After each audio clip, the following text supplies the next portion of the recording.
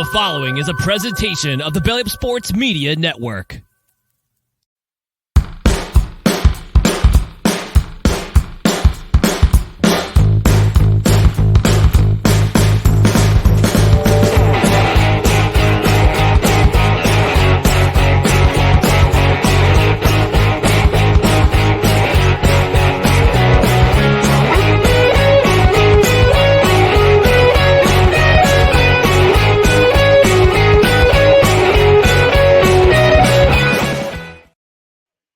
All right. Welcome to the pre-recorded edition of No Credentials Required, where you don't need a press pass to talk sports. We are proudly presented by the Belly Up Sports Media Network. My name is Ryan McCarthy. I'm one of the co-hosts. And to my right is a man who is trying to accumulate extra lives for extra life. Dustin Henry. Dustin, how are we doing today? I'm doing all right. And since you teed me up, I'm going to talk about it for just a second. I will be raising money on November 2nd. That is right. We are less than a month away, which I cannot believe. I cannot believe already. But I will be, if you're friends with me on Facebook and or Twitter and or Instagram, I will be talking about this. So you will be seeing it. But I'm going to tell you anyway that I will be raising money to help sick kids at the Bernard and Millie Duker Children's Hospital at Albany Med, which is the Children's Miracle Network hospital affiliate here in our area. So the money goes to local children, local to me. And it's a cause that I've been doing this will be my 7th year, which I can't believe. And it's one of my favorite things to do for the year. I feel like, I can do a little bit of good, and I would appreciate anybody's help with that. If you have the means to donate, stop by extra-life.org, search for El Dusto 67. My intrepid co-host has put it in the banner down below.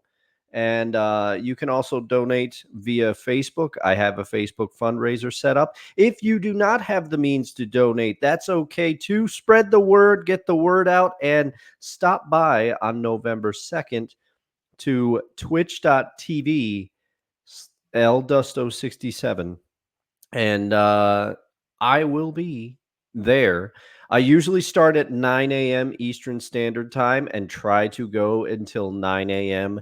the next day. What makes this even more fun is that is the first weekend that daylight savings time happens. So technically, if I go the full freight, it'll be 25 hours. And I'd love to have you there with me for at least part of the ride. As the event gets closer, I will start talking about the list of games that I will play, and usually a few people stop by. I might order a few pizzas, get people together. Ryan stopped by last year. We had a fun time playing multiverses. So Yeah. it should be a fun weekend. And Fall Guys. Yes, we played Fall Guys. How could I forget it? Fall Guys will be back. I can say that with confidence, because Fall Guys is always a fun one, and it's a way to get a lot of people involved. So swing on by, check it out, donate if you can. If you can't, get the word out. I would appreciate it. Yep. So there it is on the screen. If you're watching on YouTube, Facebook, or Twitter, it's extra-life.org. You actually want to search for Dustin Henry, but his page is there. So go ahead and donate. He's got a goal of $1,300, and we want to help him meet it. So please, if you got some extra money lying around in your couch cushions or in your bank account somewhere, just give there. Just give there. Just look for Dustin Henry, and you'll find him. All right. So in the meantime, before we get to the meat and potatoes of the show, we just want to remind you about our social media channels. Follow us on social media, facebook.com/NoCredsREQ, Twitter, Instagram, TikTok @NoCredsREQ, youtube.com/@NoCredsREQ. And on the podcast side, subscribe to the podcast, find the podcast on your preferred platform, including Apple Podcasts, Spotify, Spreaker, Amazon Music, iHeartRadio, TuneIn, Pandora, and get yourself some notification. on Twitter and YouTube whenever either we go live or new videos go up. Hit that notification bell. And also, if you're on the podcast side, rate and review. 5-star rating would be helpful. If you're on a platform where you can review the podcast, they help the show. And also, if you're on Spotify, you can now comment. You can now comment on your on our show, so on any episode. So, if any comments you leave, we'll read them on the air. And although we're not live right now, this is a pre-recording because Dustin's got something going on tomorrow. I got something going on next week. So the next 2 Saturday shows will be pre-recorded on Friday. But engage with us still. Engage with the show. Leave a comment. Leave a comment behind. We'll definitely read it on the air. And this has been we're still keeping the momentum up for the NFL season, but could always use some extra help. Share the show, share it with a friend. And again, since either we're live or we're pre-recorded, we still want to get your comments in the comments section. I'll go ahead and play that magical sound.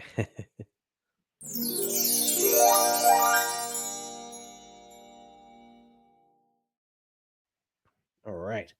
So let's start with the show with some hot food takes. There's that burger ushering us in. Burger flopping. And it's fitting tonight, Ryan, because you chose a great one for this week. I did. Let us know what you got. All right. So 2 weeks ago, I went to a retreat with my church, a men's retreat, and I was asked by one of the by a gentleman I was sitting with who's in my group for that weekend. He said to our table, rank your if you were to have either, I think he said, out of the 3 major proteins that people eat in America: pork, chicken, beef. If you had to choose a power ranking for all 3, which one would it be? And Dustin, I'm going to have you start off, because you basically are essentially, you're eating this one protein for the rest of your life, I guess. I want to say he specified it. He kind of specified it as that, but if you were to do a power ranking of the 3 major proteins that we eat here in the United States, pork, chicken, beef, who are your 3 in order? As usual, I've thought long and hard about this, and I even discussed it with my buddy Chris, who I'll be seeing shortly. I'm gonna be taking a little drive to visit him, and I said, "Hey, man, I got to get your thoughts on this too." But mine, it was relatively easy for me to rank them, and let me tell you, I'm gonna get some heat, I think, for where I put one of the things, but I'll explain why in a second. Number one for me. Number one, if I got to eat this thing for the rest of my life, and only this thing when it comes to meat, I'm choosing chicken. Chicken is extremely versatile. Chicken, you got the bone-in, skin-on chicken thighs. Some of my favorite. It is much easier to cook and not dry out. Okay, but chicken, I'm just going to start naming some of the things you could do with chicken. One, you can get like Asian-inspired dishes with like sweet and sour chicken, General Tso's chicken, sesame chicken, the chicken and broccoli. There's so many things. The bourbon chicken from the mall, we've all had it. We've taken the free samples, but that's just on the Chinese food, the Americanized Chinese food version of things. Then we go to fried chicken. Who doesn't love fried chicken? Right? Roasted chicken. We remember Boston chicken. It was good.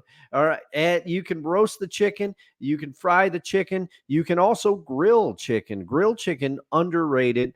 There's a chicken takes seasoning well. You can put chicken in soups. You can do a lot of things. So chicken, ultra versatile. Get yourself some chicken thighs. They're cheaper than chicken breasts, and they don't dry out as easy. Take it from me. And okay, so that means number 2, what are we doing here? Number 2, I'm going pork. And pork for a lot of reasons. Okay, you got bacon. You got You got the aforementioned Cuban sandwiches. I love a good Cuban sandwich. You got pulled pork. I love smoking pork. I love going to a good old-fashioned pig roast. You got ham. You got pork is pretty versatile. Pork chops, country ribs. If you don't know what those are, look them up. They're good. You can do a lot of crazy things like carnitas, make pork tacos. So many good things. And that means that last, and I realize what I'm doing here, I'm offending burger lovers everywhere and steak lovers, but trust me, okay? Steak is always itself. Steak, no matter what you do with it, it's going to taste like steak. Now, I love steak. It's one of my favorite things to eat. But steak is always pretty much going to taste like steak itself. So if you eat steak every day, you're going to get tired of it. And then, okay, I'll use some ground beef, make some chili and burgers or something. That would be a reprieve. But guess what? Eventually, you're always coming back to steak. And I adore steak. This is no shade at steak, but steak always tastes like itself.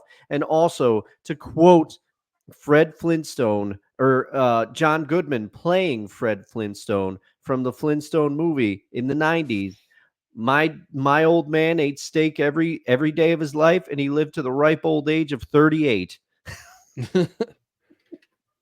That's it. Those are my thoughts. I went a little long on that one, but now I pass the baton to you, unless you want to refute any of what I've said. Oh, also butter chicken and chicken tikka masala. And two other reasons why chicken, number one with a bullet for me.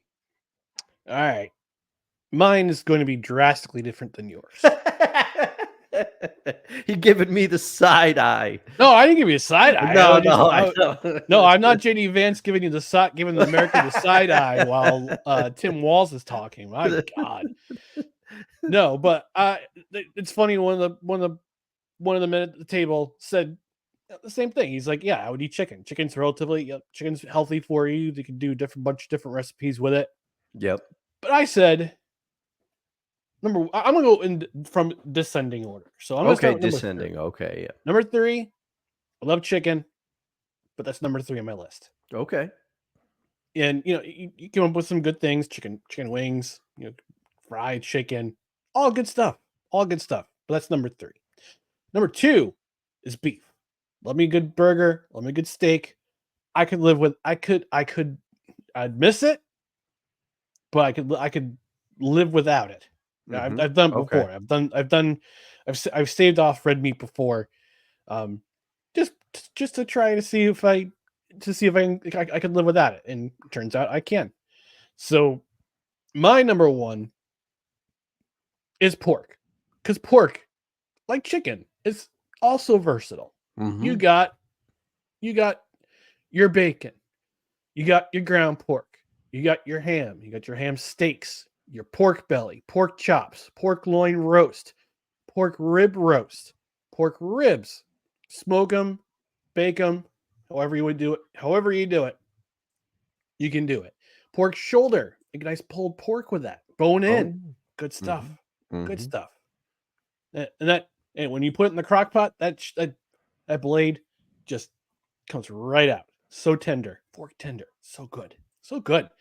Then I didn't realize this. According to pork.org, there's such a thing as pork steak. Yes, pork.org. I did not know. I did not. Big Pork is putting some money behind pork.org. It comes right off the ton. Chicken.org doesn't work. No, Pork.org, it works. Pork.org. This is the good pork, not the bad pork that try to get passed through Congress in those bad bills. Pork steak. Pork steak. The other white meat is pork tenderloin, and finally sausage. But pork steak, what is pork steak? So, according to pork.org, yes, pork.org, pork steaks, and I quote, pork steaks are cut from the pork shoulder and contain the blade bone. This cut is commonly referred to as pork blade steaks. So you just basically cook it like a regular steak, a regular beef steak. Yeah. And there's a lot of recipes here, so we won't get into that. But yeah, you have so many cuts. It's so versatile. You can do so many things with the pig. The pig is a magical animal. It is, Pig is yeah. a magical animal. And again, it's the other white meat. So, you can do so many things with it. Pulled pork, you can do pork chops. I love a good pork chop. Yeah, good Pork pork chops are chop. If delicious. it's cooked well, pork chop, very good. Yes, grilled, braised, broiled. I've done boneless pork. I've done boneless in the crock pot. Yeah. It turns out pretty good. Um, You ever have like a breaded pork chop? My mom used to Yes. bread them when I was younger and make those up. And one good thing for your argument, Ryan, schnitzel, pork schnitzel. Schnitzel. You get that's a good one. Yep. I mean, you can do chicken schnitzel, but it's not the same. Yeah, Not the that's same. one area where I will say chicken schnitzel, not the same. But however, I have chicken parm in my corner. I'll take that. You got that? That's right. You do have that. I mean, Yeah. with steak, there's chicken fried steak too. But Yeah.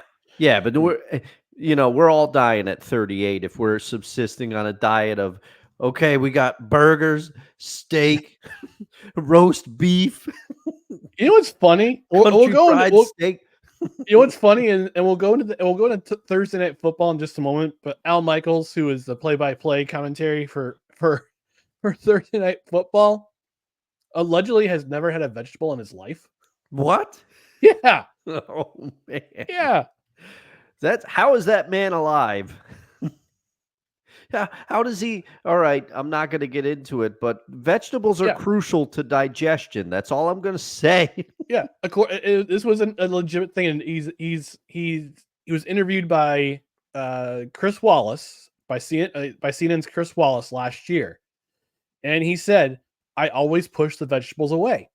He said, "Man does not need vegetables to survive." Dude's 78, so he knows he's outlived Flintstone's dad. Yeah. You know who he reminds me of, Ryan? Have you seen the movie Grumpy Old Men? Yes. Okay, so he reminds me of Burgess Meredith's character, Jack Lemon's dad. He's like, I eat 12 strips of bacon every day, and I drink Budweiser, and I smoke cigarettes, and I've outlived all the doctors who told me I was going to die. That's what Al Michaels reminds me of now. And this has been this installment of Hot Food Takes. And look, there's a burger, and all the vegetables will be removed by Al Michaels. Yeah, Al Michaels ain't having any of that. He'll just have the bun and the burger. And respond in the comments on the YouTube and wherever you're watching this, because even though it's recorded, we want to hear your takes. We want to jump in so that we can respond. I think this topic, Ryan, I think we're going to get some passionate feelings about this. That's true. I think we are too. All right, we're going to move on to week 5 of the NFL. We're going to do a preview. I just wanted to say this is the part of the year where the bye weeks start. When you got very early bye weeks for Detroit, the Chargers, Philadelphia, and Tennessee. So just a heads up for anybody who plays fantasy, ourselves included. Yeah. You might want to put players from these teams on your bench. So just want to give you that heads up. But first, before we go into the preview, we just want to review Thursday Night Football. Last night's game between as of right now, Thursday night's game between the Buccaneers and the Falcons. And this was a pretty eventful match that I didn't watch. It's another Thursday Night Football game. I didn't watch last week's Thursday Night Football game because you knew it was going to be a mess. This week looks to be the same, but I actually have regrets not watching this game. And I've been reeling on the Falcons offense the last couple of weeks. I kind of highlighted them in their game against the Saints. I talked about them twice last week, including my Bounce Back City game to watch. They were my most exciting game of the week, most entertaining game of the week on Tuesday's recording, but they didn't score any touchdowns in offense. And I said to myself, I mean, I've been reeling on these guys, but have the Falcons finally figured out Zach Robinson's system? And FYI, Zach Robinson spells his name Z-A-C. I don't trust guys who spell their name that way if their name's Zach. So Z-A-C. my cousin would like a word with you. Yeah, tell him I don't trust him. I don't trust him.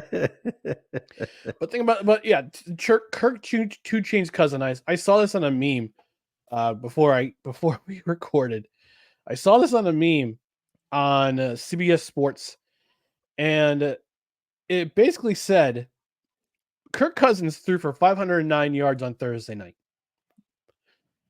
Guess how many yards the New England Patriots have all season in 4 games? All season long in 4 games. All right.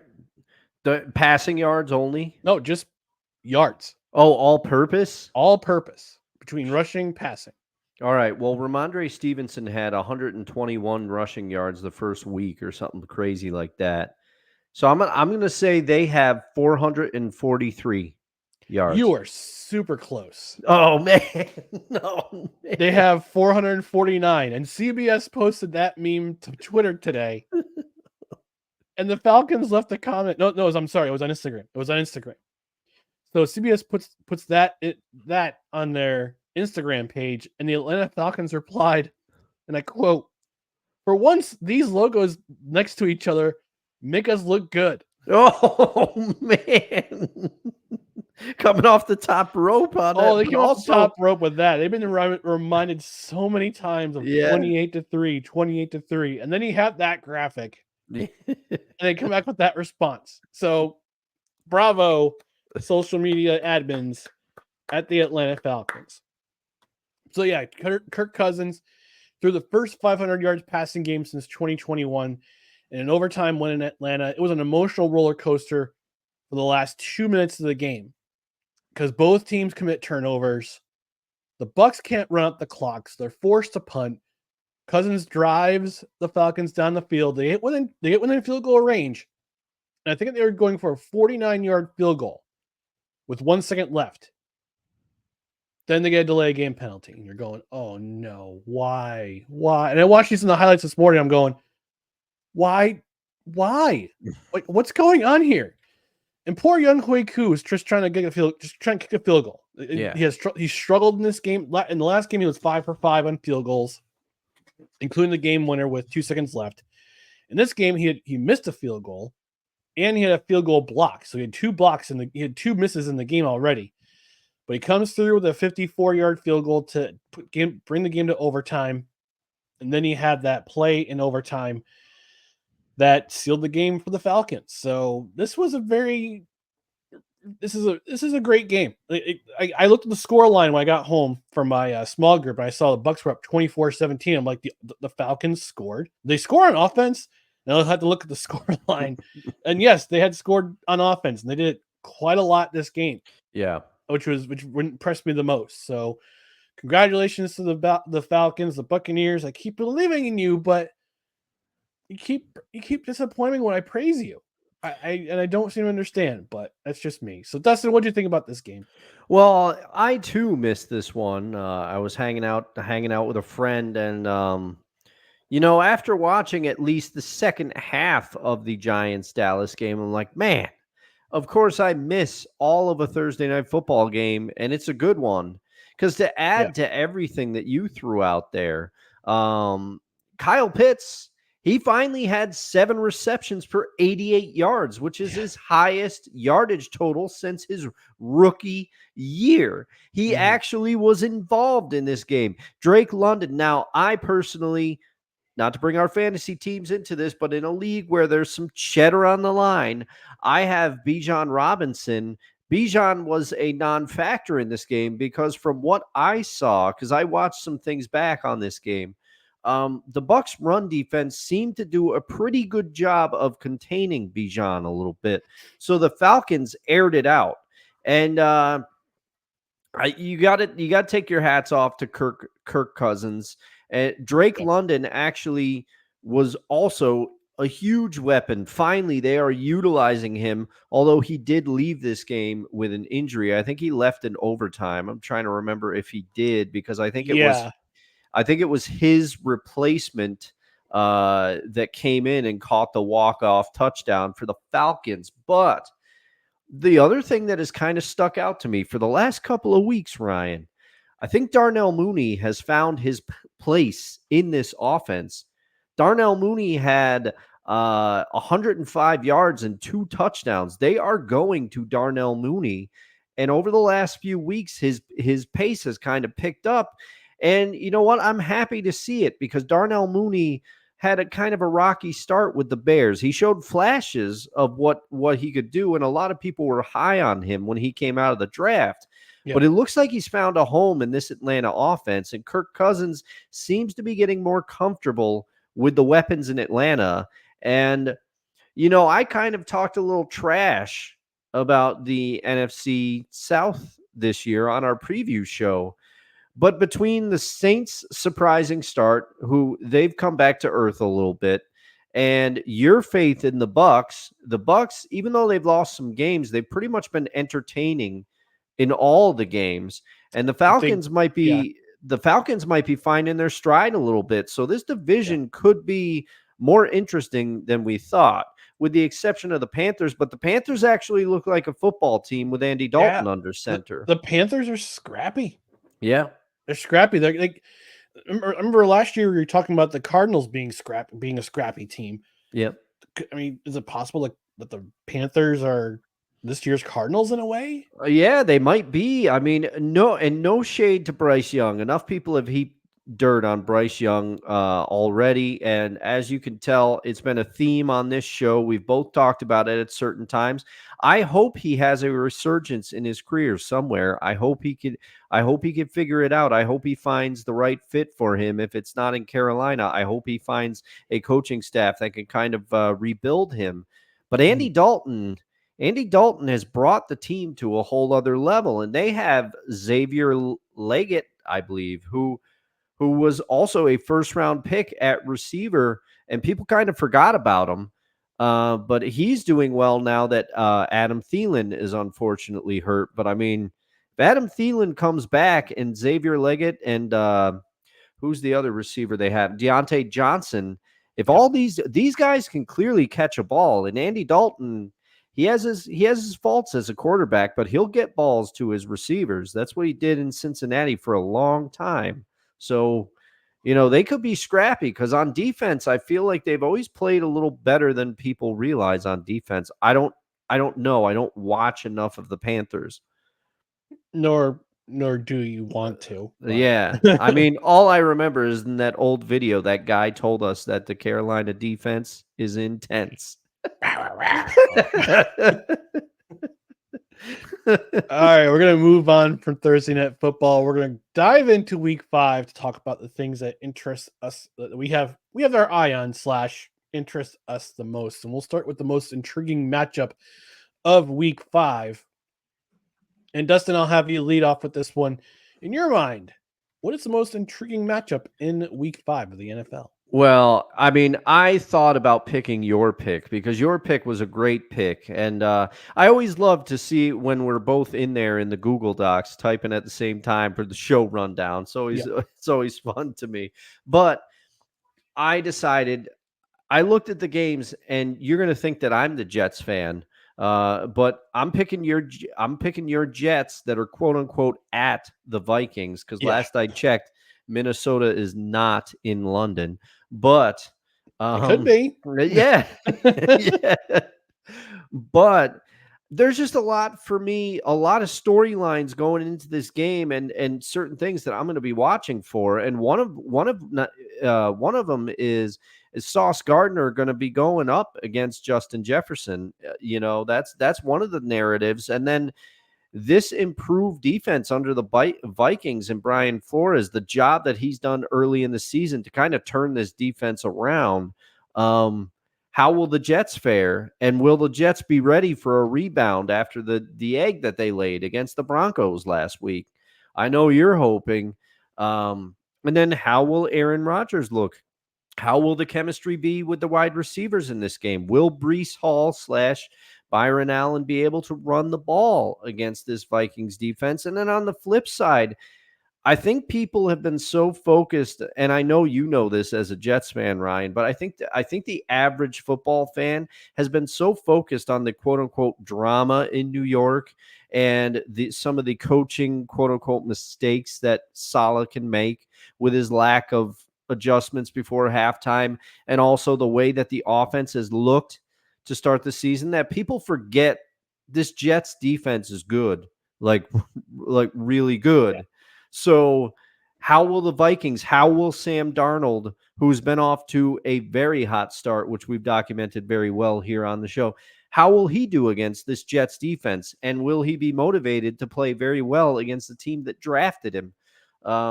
And also, yeah, there's just a lot of intriguing matchups. And I will be watching after praising him last week. I will be watching to see how Aaron Jones, if he's able to run the ball against this Jets defense, because this Jets defense could stop a lot of teams, a lot of teams. Yeah. And Sam Darnold has actually faced the Jets before. He actually started against them in week 1 of the 2021 season, and quite arguably one of the most boring games I've ever watched. Him against Zach Wilson. Was he on Carolina? He was on Carolina. Yeah, that explains it. You know, poor Sam Darnold and Baker Mayfield. They both leave their respective teams that drafted them, and they both go to Carolina, and they look like trash. Well, considering who runs that team, yeah. Of course they would. Yeah, but maybe Andy Dalton is more powerful than we ever could have possibly imagined, because he's overcoming that so far. That's true. That's true. All right. For my most intriguing matchup, Bills at Texans. And I'm pretty sure both Josh Allen and Stephon Diggs had this game circled on their respective calendars as soon as the scheduling was announced. And the Texans are coming off a tougher than expected win against Jacksonville. The Bills are coming off a really bad loss to Baltimore on Sunday Night Football. And they got absolutely dump trucked in that game. If you watch that game, they got dump trucked for 200 plus yards on the ground. Derrick Henry had 199 by himself. It was a bad look for the Bills, and I kind of knew it coming into this game. People are just singing the Bills' praises. The Bills aren't dead. The Bills aren't dead. Look who they played the first 3 games of the season, and now they're coming into the tougher part of their schedule, where they have to play Baltimore, Houston this week, and then my New York Jets on Monday night next week. Oh, but you got to do a beer bet with your brother for that Monday night game. You got to do that. We just talk trash to each other, and that's pretty much it. That's all right. But here's the thing: the Bills are going to be missing 4 starters in this game. One on offense, which is Khalil Shakir. He's going to be out for this game, which will be very important because he's their leading receiver. And then on defense, Ed Oliver is the most notable name who's going to be out this week. He's out with an injury. So the Bills have some injury problems on both sides of the ball. That's going to be an interesting match to see how the Texans can scheme and try to expose the Bills without 3 defensive starters.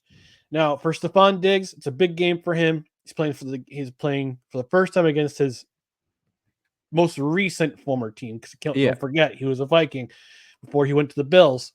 And I think he'll be motivated most of all to show them what they've lost. But on the flip side, you have Josh Allen, who's not going to be facing his former teammate because Stephon Diggs doesn't play defense.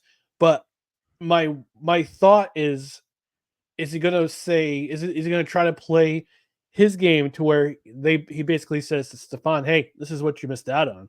This is what you're missing out on. We could have done something special together. And all the supposed drama between he and Diggs, which led to Diggs being sent to Houston for a couple picks. It's going to be interesting to see which one is motivated more to get revenge on the other. Yeah. I mean, that, like I said, I almost thought about picking that game because there's so much intrigue around it and so much, I'm always in for a good story. I love watching, to me, people that say they don't like sports, it always surprises me because sports is the best. Sports is some of the best television around because it's Yep. not scripted. It's not, that doesn't mean that some of the narratives going into a game, you couldn't write that. I mean, that's with everything that happened this offseason in Buffalo. Hollywood scriptwriters would be salivating at this matchup. Mm-hmm. Absolutely. Absolutely. All right, moving on to Desperation City / Bounce Back City. And I'm going to go with the bounce back in this one, Dustin. I'm going to say, for me, it's the Packers and the Rams. And the reason why I say the Packers and the Rams, because the Packers are coming off a loss, coming off I don't want to say a tough loss, because they did claw their way back. The score was closer than what actually the game actually reflected, because they were down at 28-7 at halftime, and they only allowed 6 points in the second half, and they scored 22 in the fourth quarter. But this game wasn't close. This game wasn't close because of how the Vikings got out to that really fast lead. So they're going to be motivated to get back in the win column. The Rams lost to the Chicago Bears of all teams last week, and the Rams, they're I think the Rams are the more eager the team to get back on the horse. Because remember, 2 weeks ago the Rams beat the 49ers. They had a massive double-digit comeback against the 49ers, their chief rival. Then they lay an egg in Chicago, of all teams. And we're starting to see who the Rams are on offense without Cooper Kupp and Puka Nacua. They're exposed. I mean, yeah, they've got some pretty other good weapons. They have some other good weapons. Yeah, they have Tutu Atwell, and Tutu Atwell, Kyron, former Seahawk Cody Parkinson, and of course Kyron Williams. Of course, but they're not full strength. They don't have the gauntlet of Thanos without those two stones in there. And Matthew Stafford doesn't have that gauntlet without those two stones of Cooper Kupp and Puka Nacua. But on the other side of the ball, on the other side, the Packers will want to get back in the win column too, because Jordan Love, he'll want to keep that momentum from that 22-point quarter against Minnesota. He wants to keep that going in SoFi. And it's going to be tough because the Rams they're a tough defense. The Rams are a tougher defense than people imagine. So even without Aaron Donald, who retired at the end of last year, they still have Jared Verse, who's becoming unstoppable. He's unblockable at this point. He's unblockable. We're seeing what UAlbany saw in 2022 and what Florida State saw in 2023. So that's my bounce back city game of the week. Dustin, what is your bounce back city / desperation city game of the week?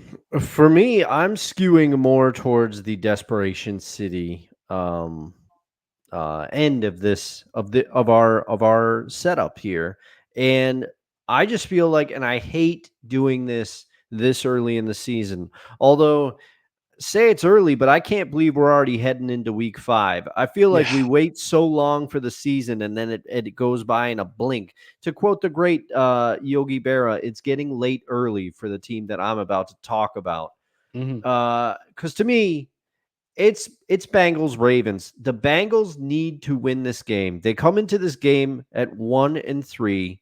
They're playing a division rival that just destroyed the Bills, even though the Bengals have looked markedly better than they did the first couple of weeks of the season. If they lose this game, their playoff hopes and everything could be done. And if they can't stop Derrick Henry and they can't contain Lamar Jackson, it's going to be tough.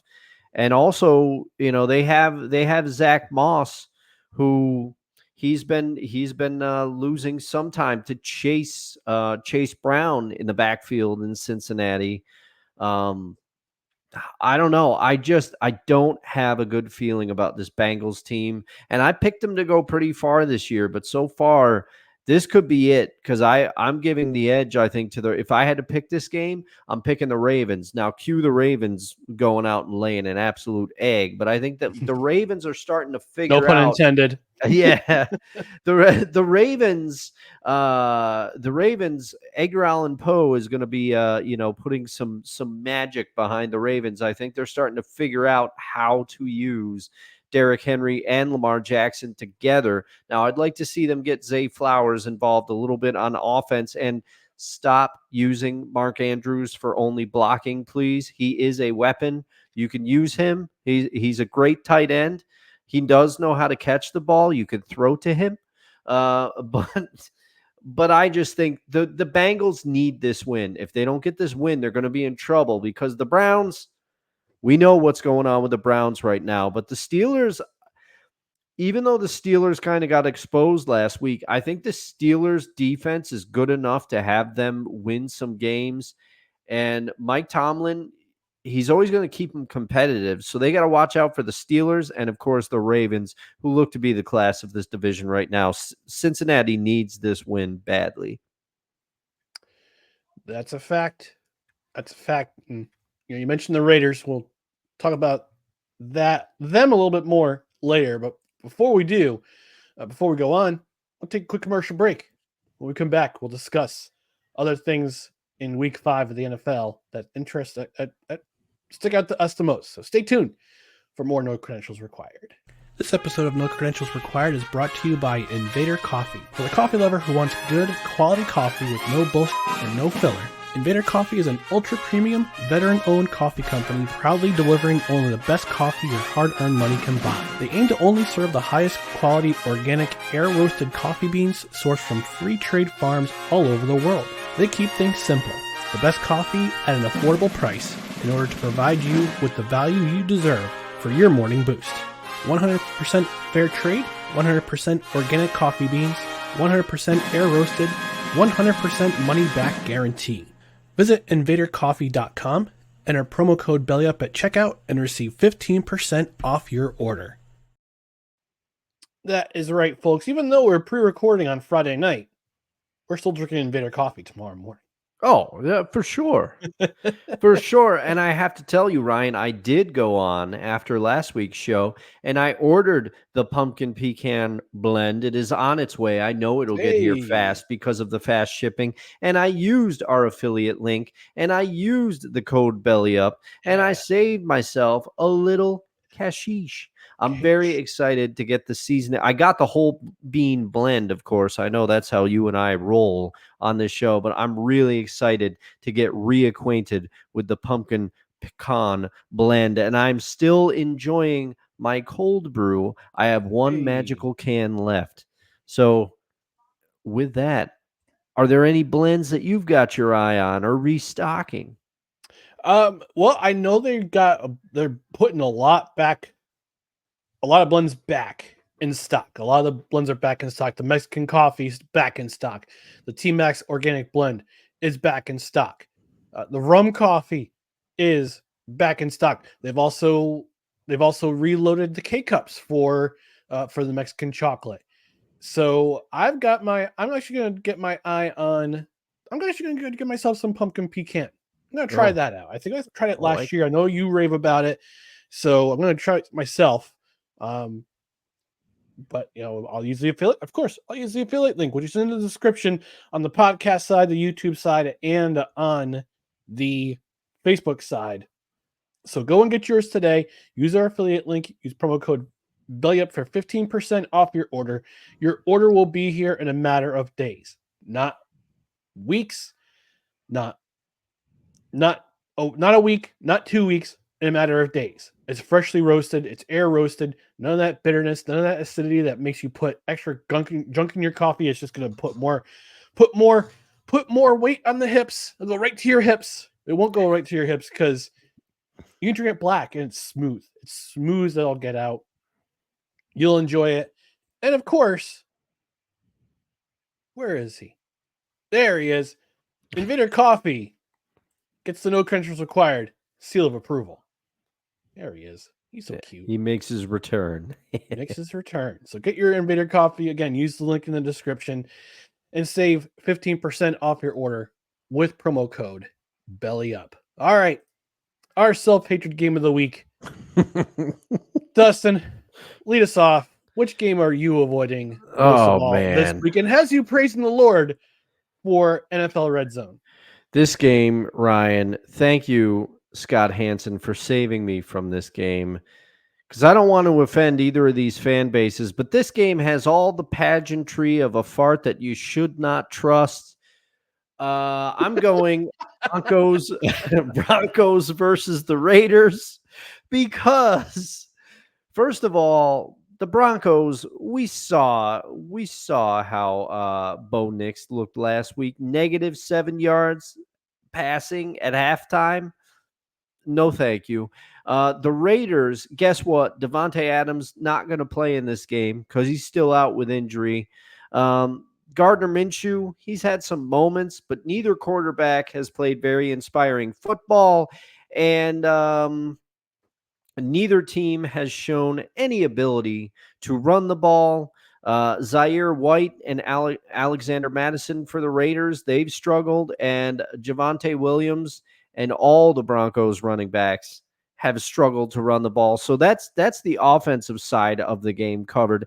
And then you go over to defense and you realize that Max Crosby, the best player on the Raiders defense, I might say, he is questionable for this game. So you don't even know if Crosby's going to play. So this game is going to come down to two defenses. The Broncos defense has had some moments. They seem to be better than I think a lot of people give them credit for, but still, this is going to be a defensive struggle, and it's going to be two teams who aren't very good this year. I'm sorry, to start.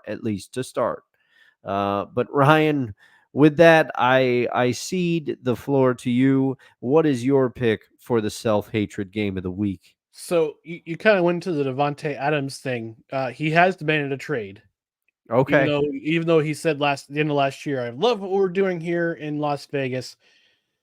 Well, too bad your quarterbacks are mid to sub-mid. Yeah. Gardner Minshew and Aiden O'Connell. He also put up a photo of Edgar Allan Poe on his Instagram. Oh man. So it's very cryptic in one of two ways. Either he's he wants to be traded to the Ravens. He's been on teams he wants to be traded to, or he's just saying nevermore. Mm-hmm. So, yeah, could be that. But I had heard that his short list was Jets and some other team, and I don't think it was the Ravens though. I don't know. Who knows? The finalists right now are the Jets, the Saints, and the Cowboys, and the Bills. Yeah, which to me, no shade, but the Saints are kind of a weird pick. Like I don't know why he would pick. And to me, I mean, I know there's been a lot of talk about this, but I think the Commanders should try to go get him. It'd be ridiculous. They got the cap space. They do have the cap space. That's the thing. They have the cap space for him. So, I mean, I don't know if they're those four teams are his choice, but he wants to go somewhere that he has the best chance of winning. Now, with all the supposed dysfunction in the Jets locker room, I don't know if it's just smoke, but if there's fire, I'm checking out. I'm focusing on hockey for the rest of the year. By the way, New Jersey congratulations. Devils Yeah. won the winners on Friday to beat the Buffalo Sabres in Prague. There might be a random Sabres fan who's not going to be too happy about that. Oh, well. Well, they got a game tomorrow too. So, but moving on to my self-hatred game of the week, the one where I would rather take a shiv to the kidneys, have planks stuck under my fingernails and toenails, have the rest what's left of my hair set on fire. That's a risky proposition for you because it's on your face. Yep. Man. And I'm not sure which one of these games that we've picked will be the Spiro Didius game of the week. The D-list play, the D game of the week for CBS. I picked the Colts and the Jaguars, and for the second time this season, I would rather do other things than watch the Jacksonville Jaguars because they're bad. They're a bad team. And it's got me wondering, is Doug Peterson's job on the line? Did he ruin Trevor Lawrence? And on top of that, Jonathan Taylor's out for this game. He's got high ankle issue. He's got a high ankle sprain. I believe he suffered a high ankle sprain in last week's game, last week's win against the Steelers. So unless you're a hardcore fan of either team, hi Dr. K, hi Snowman. I'm thinking the Lord above for NFL Red Zone because I'm not going to watch this game. Yeah. That's Now I had forgotten the Colts do have Trey Sermon. Wasn't he? He was a high draft pick from a few years ago, but I don't think he's gotten much run, pun intended, in the NFL. I can't remember. But yeah, I'm staying away from this one too if I can help it. Watch it be like the best game of the week. Who knows? Oh my gosh, if it's the most entertaining game of the week, I'm gonna cry. Like I'll be on Red Zone going and sobbing my eyes out. I mean, oh goodness. All right, moving on. Players to watch this week on offense. Dustin, I'll have you lead off. Who are you watching on offense in week 5? I'm going to be watching Derrick Henry. I want to see, was his breakout performance as a Raven in Buffalo real? Have they figured it out? Has Todd Monken finally started to get this offense rolling a little bit? And so I'll be very interested to see how he does. And also, for the reasons I laid out before, I want to see how he performs against the Bengals. But I want to see, was it just a 1 week mirage, or is Derrick Henry set up to dominate all the teams he faces this NFL season? His workout programs are unreal. If you ever see videos of him working out, the State Farm commercial. Yeah, he and Saquon, they never missed leg day, those two. They don't. It's true. They don't. Who have you got your eyes on for offense this week? I don't have my eyes so much on a player, but a unit of players. All right. That unit is the Baltimore Ravens offensive line, because you talked about Derrick Henry in your player to watch. They've been milling and paving the road, so to speak, in consecutive weeks for Derrick Henry and the rest of the Baltimore Ravens offense. And they play Cincinnati. Cincinnati ranks 25th in the league in rushing yards surrendered this year. The Ravens as a team in the last 2 weeks as a team have rushed for 545 yards. Oh, man. Yeah. That's a lot. Everybody. They rushed for over 270 against the Cowboys and against the Bills, the previously unbeaten Bills. Mm-hmm. And it's all thanks to their offensive line, just making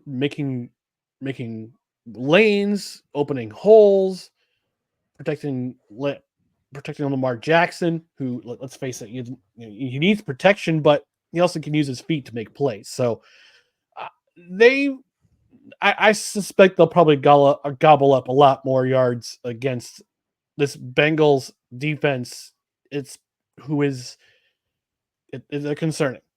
Let's put it that way. This game is going to be your typical AFC North matchup, which is typically, it's always hard hitting. It's always close matchups. I mean, you have the few and far between high scoring games, but this one will be one of those knockdown, drag out games, I believe.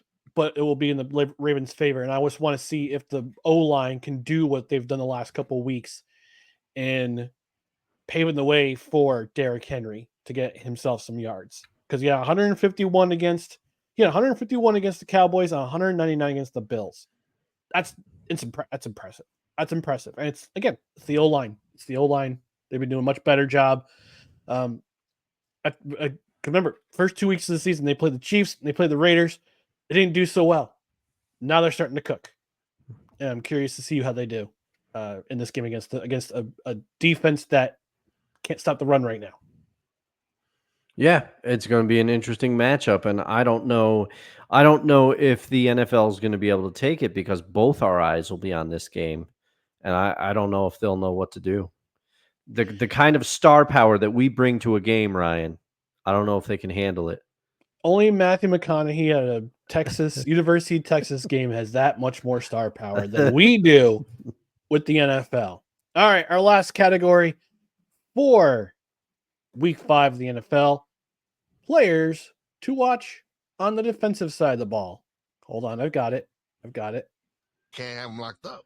He's important to the defense. There we go. I'm going to start with this one, and I just want to give a Homer alert. Homer alert on aisle 2, on aisle 1. And aisle 1 means Sauce Gardner. And as Dustin adeptly previewed in his game to watch this week, the most intriguing matchup he thinks of this week, he believes this week, Sauce Gardner is going to be the first. This is probably going to be the first real true test of the season for him, and it'll be an All-Pro going against an All-Pro in Justin Jefferson, and it'll be in London. And I think if he plays to the potential that he's played over the last couple of seasons, where he's been one of the best corners in the game, rivaling guys like Patrick Surtain and Xavier McKinney. He's been one of the top 2 corners in the National Football League in his first 2 seasons of play. In his 3rd season, going one-on-one against Justin Jefferson, arguably the best wide receiver in all of football right now. You can make the case for Jamar Chase. You can make the case for other ones. But for me, for Deebo Samuel, for Brandon Ayuk, for all those guys, but for me, Justin Jefferson is the number one receiver in this league. If he can hold down Jefferson, if he can limit his catches, he can limit his range to which Sam Darnold can get him, to which Sam Darnold can reach him, and the Jets the Jets defensive line can get pressure on Darnold, this will increase the Jets' chances of winning. And this, especially we talked about the Jets offense. I talked about them on Tuesday, about their running atrocity. How, except for Aaron Rodgers, nobody played to their potential last Sunday, and they had 10 days to prepare for a bad Denver team. Now they're facing a surprisingly unbeaten Minnesota Vikings, and they're going to come out. They're going to be angry. And they're going to be angry, and their defense is going to be angrier because they've been carrying this team for the last 2 seasons. And they had one of those games just like the last 2 seasons where the defense carried them, could carry them as far as they could, and the offense didn't show up. And now it's the offense, and now it's the defense is angry, and I think Aaron Rodgers is angry, and they're going to want to prove that last week was a fluke. And they got to do it Sunday morning. So Sauce Gardner, he's going to be the guy to watch on defense. He's going to be the guy for me to watch, period, even though I'll be at church instead of watching the Jets play. I'm probably better off for going to church than uttering a litany of. I'd rather be uttering a litany of prayers than a litany of swears. Ooh, little rhyme. Hey, there you go. Slid that right in there. But I'll find out the result. Hopefully I'll watch the second half. But Dustin, for you, player to watch on defense in week 5. The player to watch on defense for me, and it seems like it's an easy pick, but I'm sorry, I got to take it. Fred Warner. I'm going to have my eye on Fred Warner of the San Francisco 49ers because he is getting to the level, and I've been acquainted with him having watched more 49ers than I care to because they are in the division. So I see a lot of their football, and also they've been a good team for a while now. So they get a lot of primetime games. I've seen a lot of San Francisco. Fred Warner, he is getting to the point where he's the best at his position in the game right now. I would say I don't think there's much of an argument, but he reminds me, if you take a little trip in the Wayback Machine with me, Ryan, Do you remember J.J. Watt in his prime with the Texans and how he could impact the game and shift the game for the Texans? Like if the offense wasn't doing their thing, invariably J.J. Watt would get like an interception or like a strip sack and a fumble, and it would be a momentum shifter. Fred Warner seems to be doing that on a weekly basis for the 49ers lately. And the 49ers, at points, it looks like they've found their stride offensively, but then at points they look inept compared to what they've been the last few seasons. And guess who provides the spark on defense every time? It's Fred Warner. He always does something, whether it be saving a touchdown by the other team because he punches the ball out at the goal line, or he intercepts a ball, or he gets a crucial sack when they need it. Fred Warner is a game shifter. Copyright Dustin Henry. And I'm gonna be watching. I'm gonna have my eye on him because this guy is one of a kind. All right. So we're gonna get out of here, but just to remind you, before we get out of here, to follow us on our socials: Facebook.com/NoCredsREQ, Twitter, Instagram, the scarcely used TikTok @NoCredsREQ, YouTube.com/@NoCredsREQ, and on the podcast side, subscribe on your preferred platform, including Apple Podcasts, Spotify, Spreaker, Amazon Music, TuneIn, iHeartRadio, and Pandora, and get yourself a notification. If you follow us on Twitter or you follow us on YouTube, hit the notification bell. That way you know when either we go live or a pre-recorded episode goes up or 10 good minutes go up. That way we'll be starting to put together 10 good minutes. I gotta make sure I order. I try to get a temporary order of Netflix so I can finally watch The Rise and Fall of Mr. McMahon, and we can do a couple 10 good minutes segments on those. On the podcast side, again, rate and review. 5-star rating would be helpful. Review the podcast on any platform that you can review from, and also comment on our episodes on Spotify for all you Spotify listeners. Don't forget Dustin's Extra Life campaign. He's looking to raise $1,300 for the Children's Hospital, the Duker Children's Hospital at Albany Medical Center. Go to extra-life.org and search for Dustin Henry. Give what you can. Don't overextend yourself. We know times are tough. Don't overextend yourself, but help some children out. And Dustin's going to play 24, maybe 25 hours of video games. We don't know. We'll find out. I'm hoping I can make it. I've made it all 24, 3 out of the 7 years, which some people would say is a bad percentage. And to those of you who say that, I would say it's harder than it looks. Well, if you do 24 hours this time around, you'll be at 4 out of 8. So hey. Yeah. Hey, that's what we'll call it. You're betting 500. 500. Quest for 500. Both on YouTube and yes, Dustin's Extra Life campaigns. 4 out of 8. The Quest for 500. Copyright Ryan McCarthy. All right, we're going to get out of here. Thanks for joining us on No Credentials Required, where you don't need a press pass to talk sports. We are proudly presented by the Belly Up Sports Media Network. We'll be back live on Tuesday at 8:05 Eastern. Next week, we have another pre-recorded Saturday session because I got something going on, and I'll have and Dustin will be away.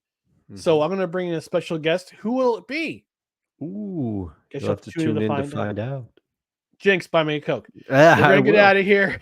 We're going to get out of here. We'll talk to you on Tuesday night. Until then, have yourselves a great weekend. Watch some football. Enjoy yourselves. Good night and good morning, everybody. Sure. Why not?